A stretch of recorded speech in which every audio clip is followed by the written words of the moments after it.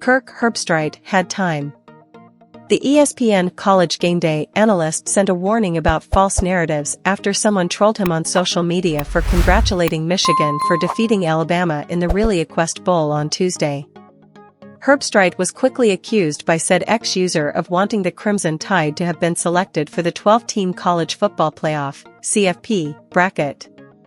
"You wanted Alabama in the playoff," someone replied, including a meme of WWE star Jimmy Uso laughing. "Keep believing the false narratives, clown," Herbstreit fired back.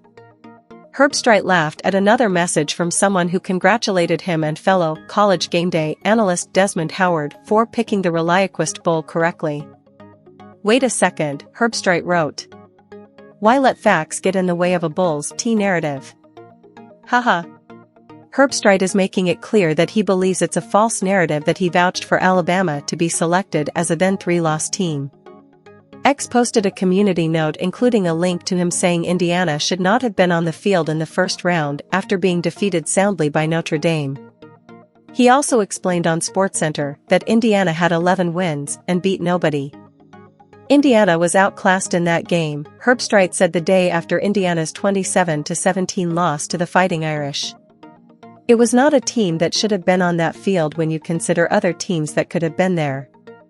It's no knock on Indiana, they had a great year. But we've got to move forward with the playoff and hope that the committee does a better job of weighing who the best 12 are versus who's the most deserving, because by golly, they've got 11 wins, they didn't beat anybody, but they've got 11 wins. That's a bunch of BS.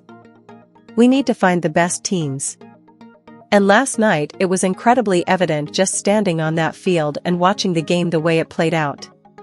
Herbstreit has, though, defended Alabama in the past. Last December, he raised some eyebrows when he said Bama should have and did get the edge of Florida State in getting the final spot in the 4-team CFP.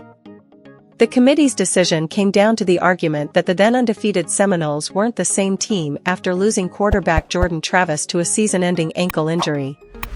It marked the first time an unbeaten Power 5 team had ever been overlooked for a CFP spot. During the November 18th installment of College GameDay, hours before Travis suffered a dislocated ankle in the Seminoles' 58-13 rout of North Alabama, Herbstreit made the playoff case for Alabama. "No way the SEC champs left out," he said. After the decision was final, Herbstreit said that many things played a factor in the decision, including strength of schedules and significant injuries.